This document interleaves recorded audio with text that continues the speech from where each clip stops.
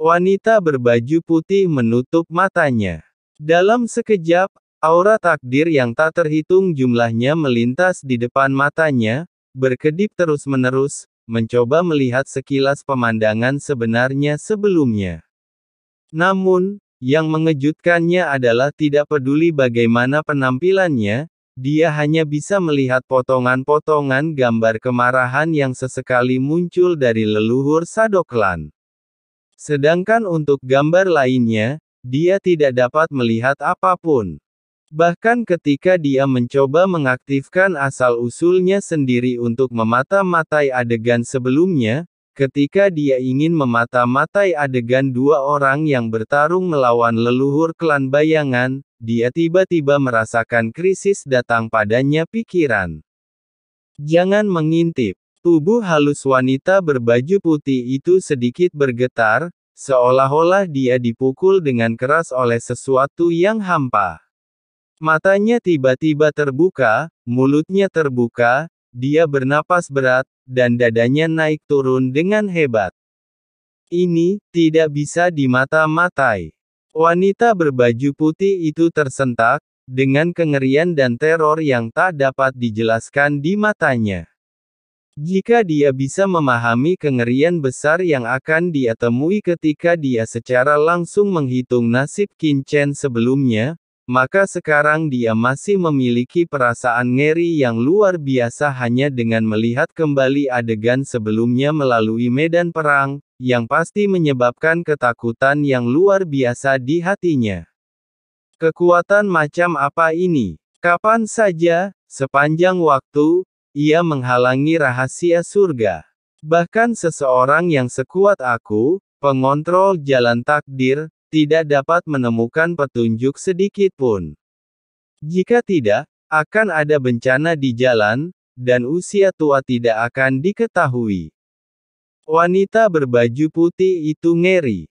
Sejauh yang dia tahu, beberapa keberadaan menakutkan di antara beberapa kekuatan tertua di alam semesta memang memiliki kekuatan sedemikian rupa sehingga bisa menutupi beberapa jalan takdir sehingga tidak ada orang lain yang bisa mengintipnya bagaimanapun juga, dialah yang mengendalikan takdirnya, dan siapa yang bisa mencegahnya mengintip nasib pemuda seperti itu, atau bahkan menghadapi takdir yang tidak diketahui di usia tuanya. Dari mana asal-usul anak ini? Wanita berbaju putih itu gemetar dengan tubuh halusnya, tidak berani berpikir dalam-dalam. Dia buru-buru menarik kembali jalur takdir. Dalam adegan itu, dia hanya bisa melihat raungan marah leluhur klan bayangan dan lubang hitam besar di dadanya. Nenek moyang klan bayangan telah dicabut dari hati Kaisar Dewa. Wanita berbaju putih itu gemetar. Tidak, itu hanya tiruan. Segera, wanita berbaju putih itu memata-matai lebih banyak, tapi dia masih sangat ketakutan. Ini mengingatkannya pada rumor tentang Qin Chen di kota Nanyuan. Itu dia. Itu pasti dia. Itu pasti dia. Cara mengendalikan takdir. Orang yang bertarung dengan leluhur klan bayangan sebelumnya dan melubangi klon leluhur klan bayangan adalah Qin Chen dari kota Nanyuan.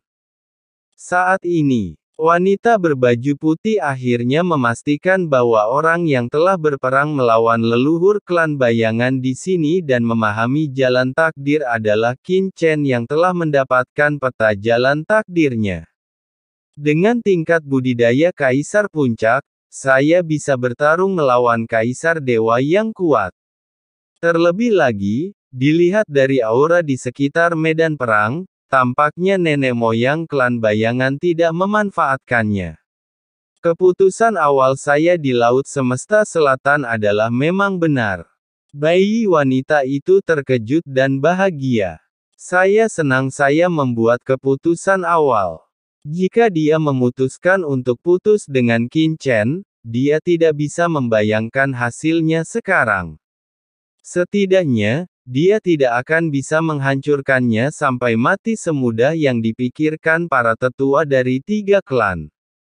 Untungnya, saya membuat keputusan yang tepat.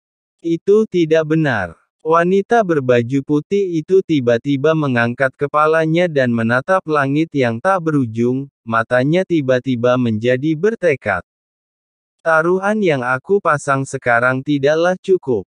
Dia berkonsentrasi, seolah dia melihat kegembiraan takdir yang tak ada habisnya di masa depan dan perubahan gelap di lautan kosmik. Dilihat dari umpan balik yang diberikan oleh aura takdir, lautan alam semesta masa depan akan segera memasuki era yang megah dan bergejolak. Jika klan surgawi kita ingin bertahan, kita harus membuat pilihan. Untuk menangkapnya, naikkan taruhannya. Jika Anda ingin bertaruh, bertaruhlah besar. Sosok Qin Chen muncul di benak wanita itu, dan dia tiba-tiba menghilang dalam sekejap. Lapisan virtual reruntuhan para dewa. Di suatu tempat di kehampaan yang sunyi. Ada tim yang mencari sesuatu di sini, dengan hati-hati, karena takut mengganggu binatang virtual di sini. Tiba-tiba, ledakan. Kekosongan itu terbelah, dan sesosok tubuh bergegas keluar darinya. Di sepanjang jalan, jurang yang mengerikan dibajak langsung ke dalam kehampaan, membentuk patahan kehampaan sepanjang puluhan ribu mil. Tidak, itu Kaisar Dewa yang kuat.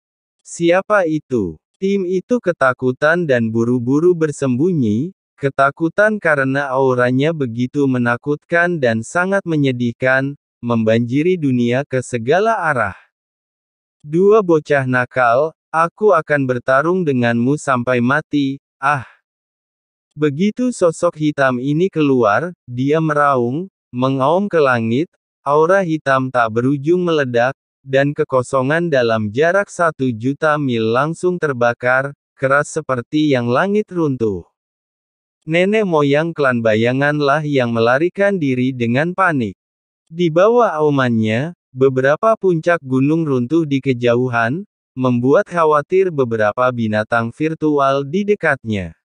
Mereka meraung ke arah sosok hitam itu dan menggigitnya.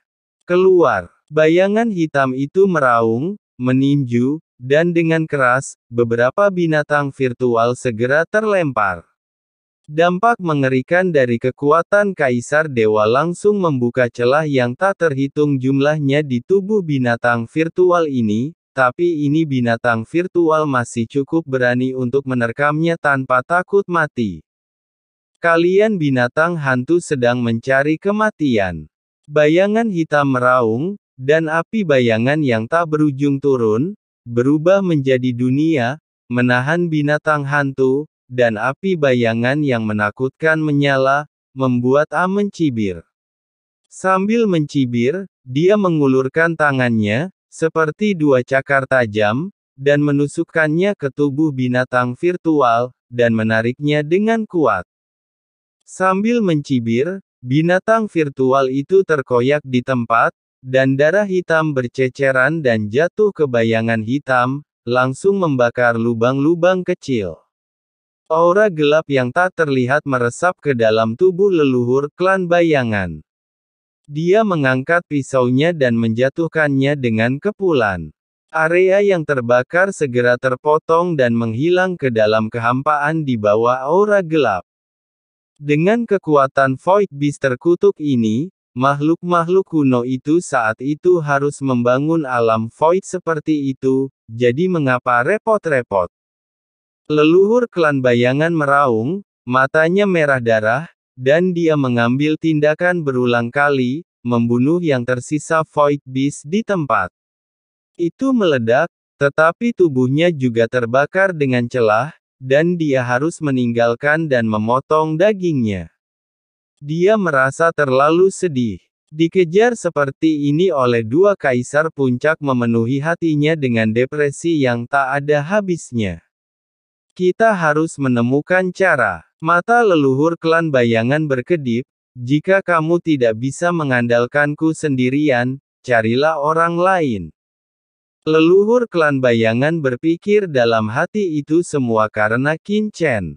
Dia dan Mo Li terlalu aneh, salah satu dari mereka selalu putus asa dan tidak takut mati, dan yang lain meremehkannya dan terus-menerus melemahkan kekuatannya, yang membuatnya harus melarikan diri.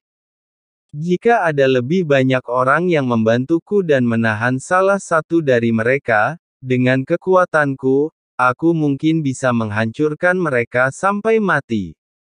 Siapa yang kita cari? Mata leluhur klan bayangan dingin, ia juga mempunyai banyak teman, namun jika diminta mengambil tindakan, belum lagi biaya bantuannya, meminta pihak lain saja akan menghabiskan banyak uang.